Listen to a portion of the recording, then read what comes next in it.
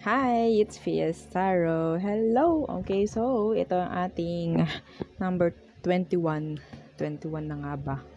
Na mystery love reading. Okay, so syempre, before tayo mag-start, kung hindi ka pa nakakapag-subscribe, please do subscribe and hit the notification bell para lagi po tayo maging updated sa mga mangyayari pa lang. Okay, and yeah, don't forget na i-follow ang ating FB page.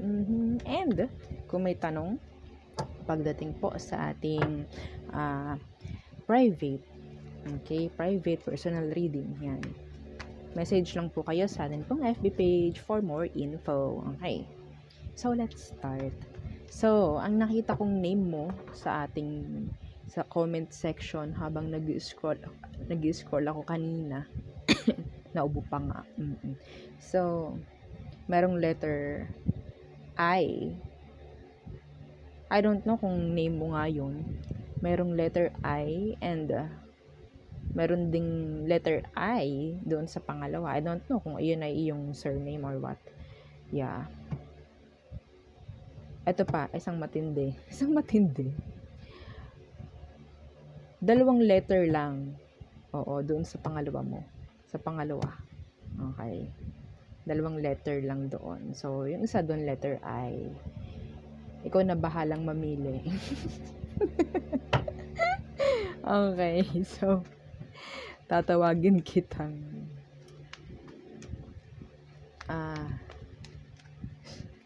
Sailor Moon. Sailor Moon. Sailor Moon, okay. So, who is the person? Who is the person? So, ano bang meron sa person mo? Sailor Moon. Okay, ano bang meron sa person mo? Okay. Oh, kaya pala. The Magician in reverse. So, this person is so, sabihin nating, ang hilig niyang mag-manipulate. Ang hilig niyang, minsan nagsisinungaling. Okay, hindi pala minsan. Actually, pwedeng madalas. Ano tong The Magician in reverse? The Justice in reverse. Okay. The Three of Pentacles, nasa ilalim. Bakit ang daming third party? Bakit lagi na lang may third party? Para daw po masaya.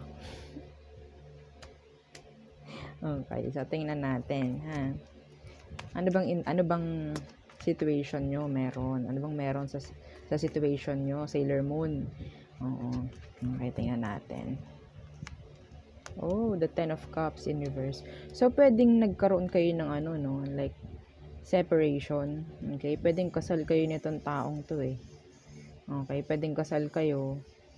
And then, nagkaroon ng injustice here. So, pwedeng nga may third party na na-involve.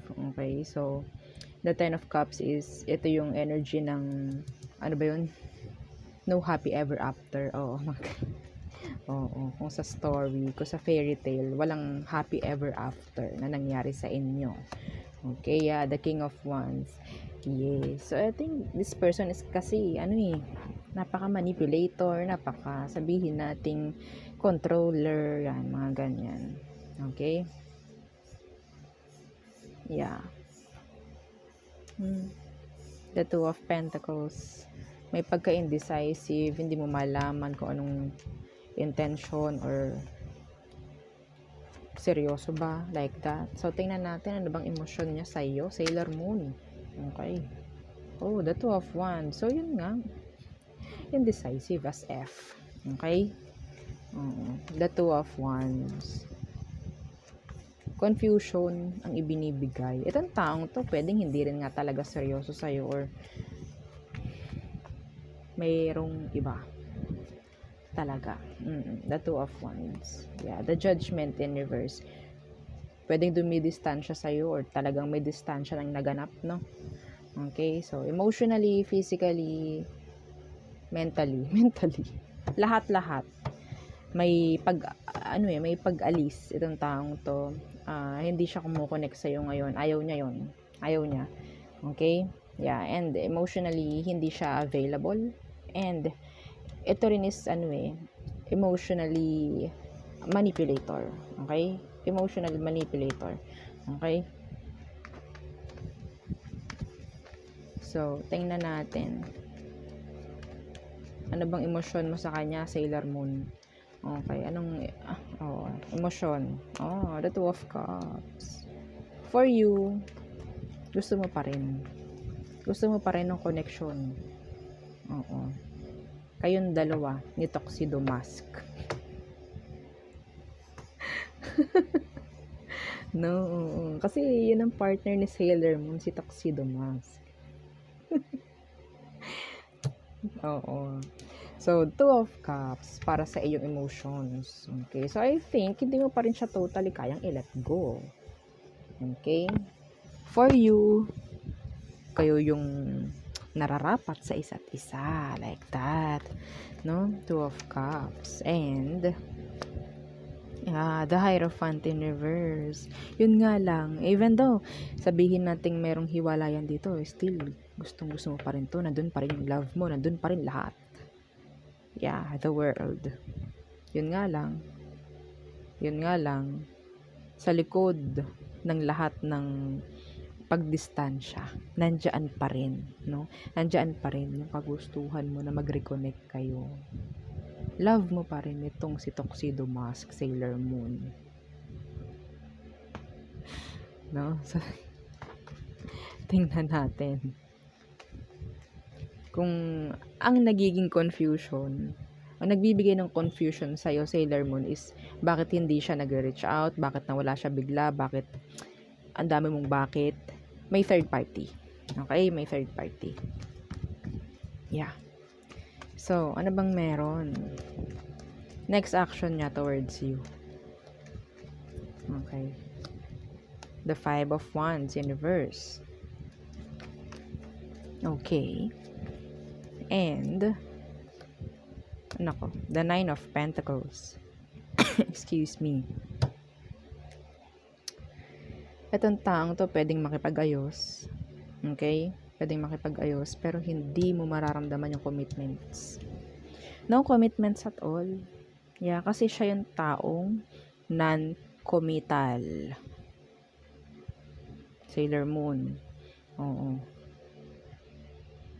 Non-committal itong taong to. Yeah, the Page of Pentacles in reverse. Alam mo, ito ngayong hiwalay kayo. Ito, real talk. Ngayong hiwalay kayo, masaya pa siya. Actually, wala siyang gustong gawin pagdating sa'yo dahil mas nafe-feel niya yung pagiging single niya ngayon. Walang problem, walang drama, whatsoever na meron kayo sa connection. Ayaw niya nun. Okay? So, I guess, pwedeng walang pag-contact na naman gagaling sa kanya. Nakabaliktad si Page of Pentacles. Okay? So, hindi ito mag-reach out. Okay? Kasi mas gusto niya yung walang drama. Gusto niya yung walang, sabihin natin, walang pinoproblema. Gusto niya yung sarili lang niya. Okay? Gusto niya yung sarili lang niya. Ginagawa niya yung mga ginagawa ng single sa ngayon. Okay? Yeah. Outcome. Anong outcome nyo? Anong outcome nyo? Sailor Moon. Okay. The Fool. The Fool in reverse. Excuse me. The Fool in reverse. And the Ace of Pentacles. The Three. Waiting. The Fool in reverse. Ito yung hindi ka na para maging uto-uto sa taong to. Bibigyan mo na ng pagkakataon yung sarili mong magkaroon ng bagong new beginning. Okay? The Ace of Pentacles.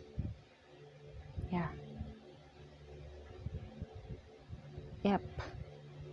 The Fool in reverse, hindi ito yung taong parang nagpapauto. Okay? Kung gusto mo magkaroon ng, sabihin natin, pagbabalik itong taong to, I guess hindi mo kailangang maging parang sunod-sunuran dito or parang submit ka lang ng submit sa kanya. I guess kailangan mo sigurong mabuhay muna nang wala siya. Okay? Yeah.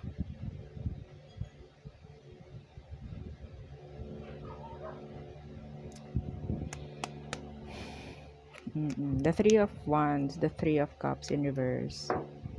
Sa ngayon kasi, parang wala kang hinihintay rito kung naghihintay ka. And hindi ko na rin ina-advise na hintayin mo to dahil meron ngang iba. The Queen of Wands. Okay?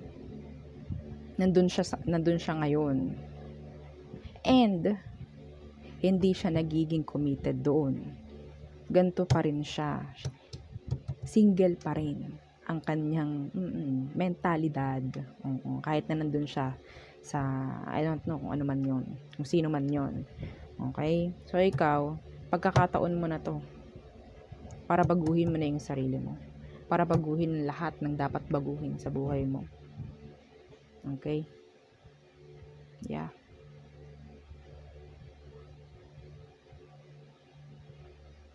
Kung may anak kayo, yeah, kaya mo yun. Days of Pentacles. Pagdating sa kaperahan, pwedeng magiging okay ka.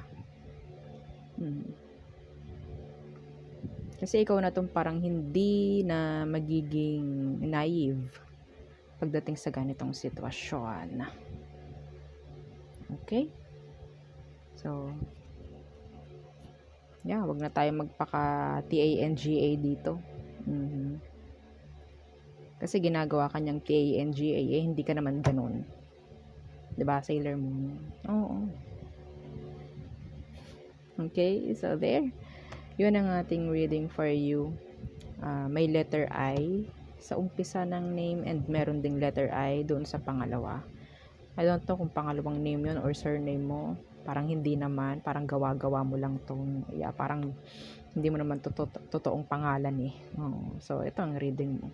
Okay? So, there. Hanggang dito na lang. Bye! Thank you.